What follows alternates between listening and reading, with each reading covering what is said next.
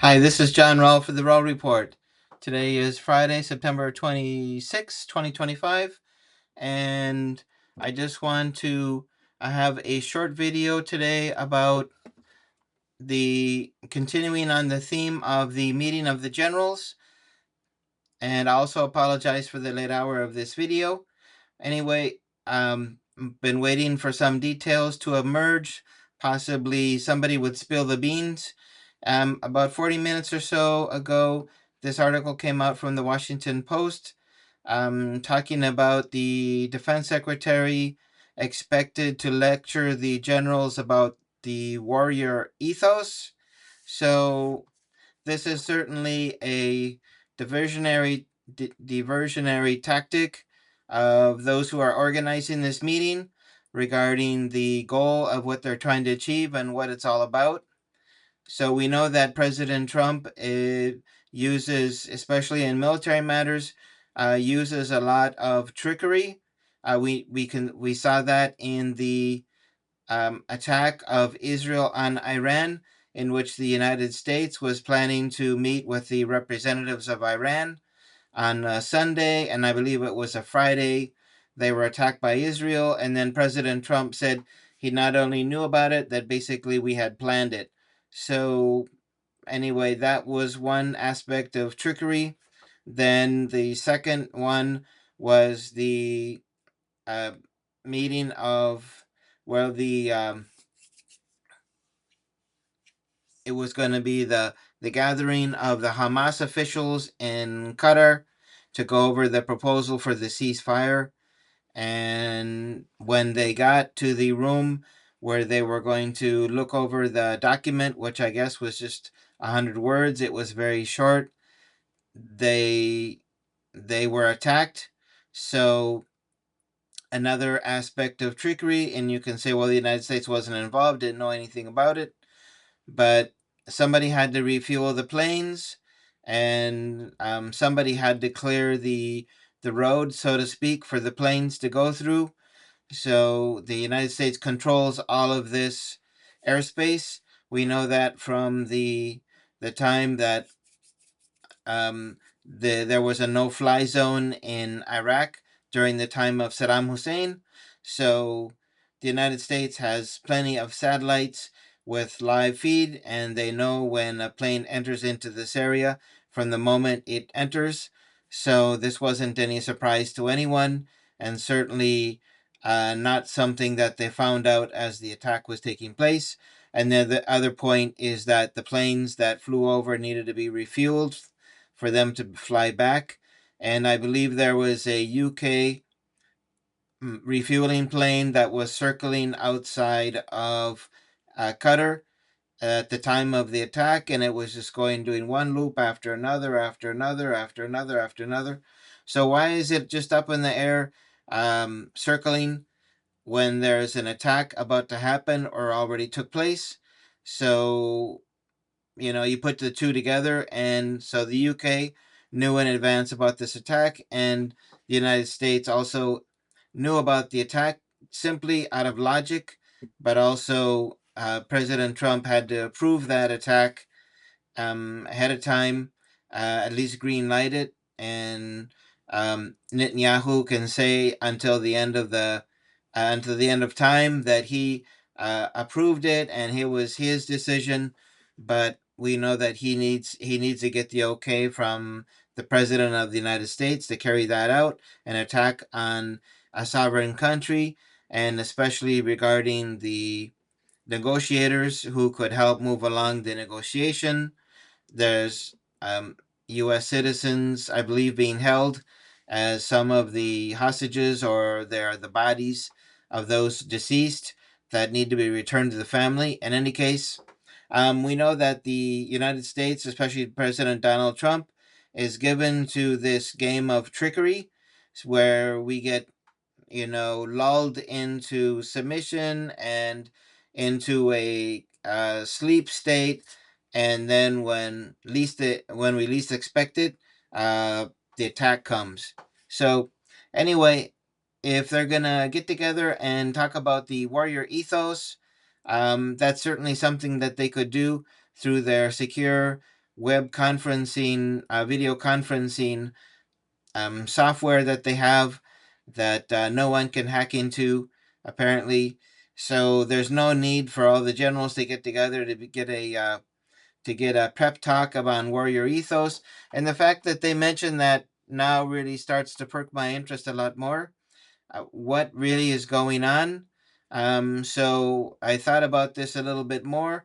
The United States did mention that they had a plan to invade Kaliningrad, which is the Russian enclave between Poland and Lithuania. So there was there's an actual invasion plan.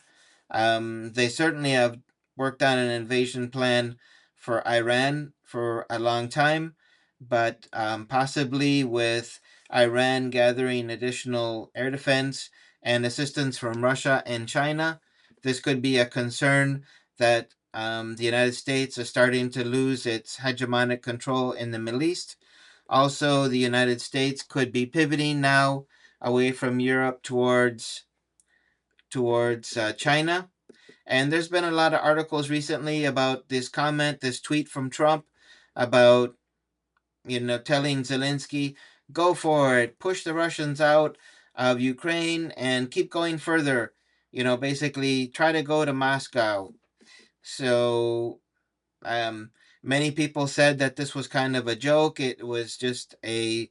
Um, it was a way of expressing that President Trump was no longer interested in this conflict and he wants to pivot out of Europe. But the United States can't pivot out of Europe. First, because it has over 350 billion invested in Ukraine. It's been in Ukraine since 1995. This is if anything, this is the apple in the eye of the United States and not Russia because they've been behind it so long.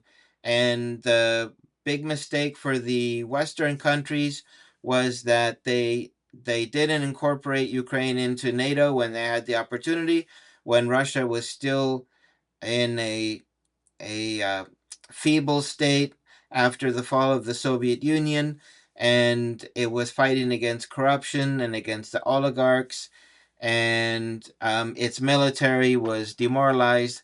They didn't have up to date military equipment. Everything said go at that moment, at least militarily, but they decided not to go ahead with incorporating Ukraine into NATO because they underestimated Russia and they thought that Russia would always be weak. So they could go into NATO. Ukraine could go into NATO anytime Ukraine wanted to, and NATO wanted Ukraine to be incorporated. So now that President Trump is realizing the full scope of the mistake of the past presidents, including himself, of not pushing this sooner and harder. He's starting to give these mixed signals. Go for it. I'm pivoting away.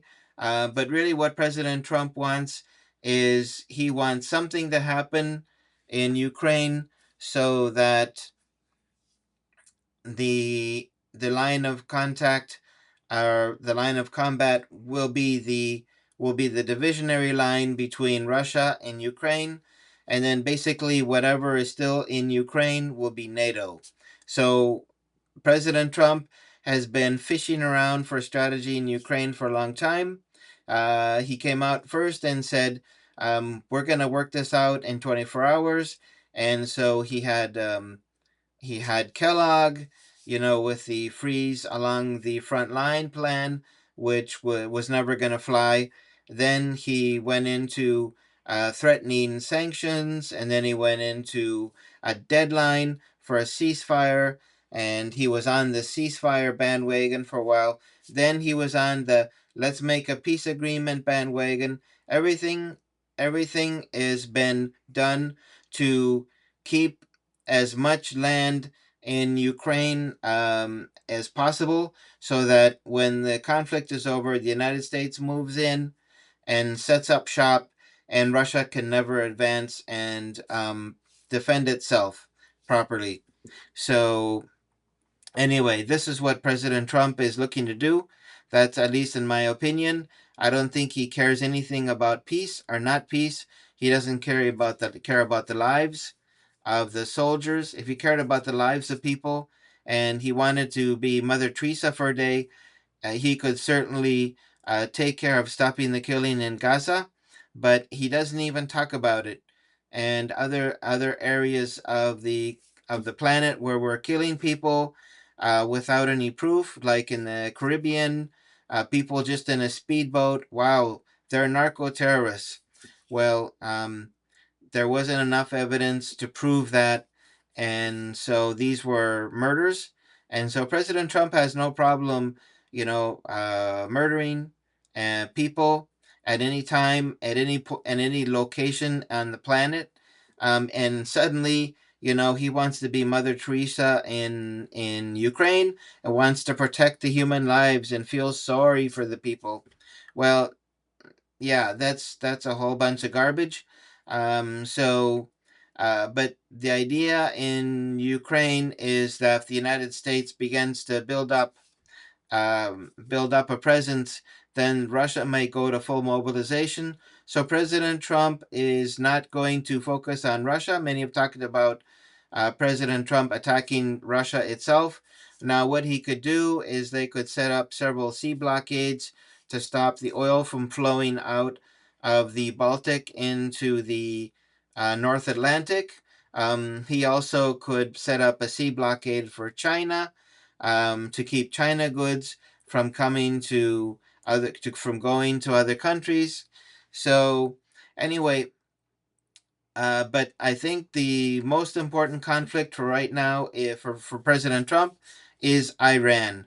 So it's Iran, and he talked about the base in Afghanistan. Something President Trump is obsessing with Iran, Afghanistan, and something is up there. Maybe they're planning another attack. Maybe it'll be a joint attack between the United States and Israel against Iran. So we're at least looking towards what it could be. As far as Venezuela goes, I I think the element of surprise has been lost. I think that's the only thing that could have uh, brought about the possibility of a regime change in Venezuela. But the Venezuelans are now mobilizing, and they have their um, air defenses in place, and they will be getting more and more military equipment from Russia or from China. And so I don't think President Trump will do an invasion of Venezuela. He may send in planes to bomb Caracas, but we'll see where that goes. Anyway, so again, coming back, we see this coming back to the point here. We see this diversionary tactic from the Pentagon about some kind of pep talk to the soldiers, the generals about warrior ethos. That's total bonkers. They could do that in 5 minutes through web conferencing, video conferencing, and no one would either lose time or money flying around the planet. If they're getting all together, it's because something big is planned, and we may not know what that big thing is until it happens. But I'm certain that the purpose of this meeting is not to bring together generals to talk about a warrior ethos, especially since they can see each other and talk to each other perfectly through a web video conferencing software. So anyway, that is my video for today. And if you got to this point and you like this video, please like the video, subscribe, and share. Thank you for supporting independent journalism, and I hope you have a great day. Bye bye.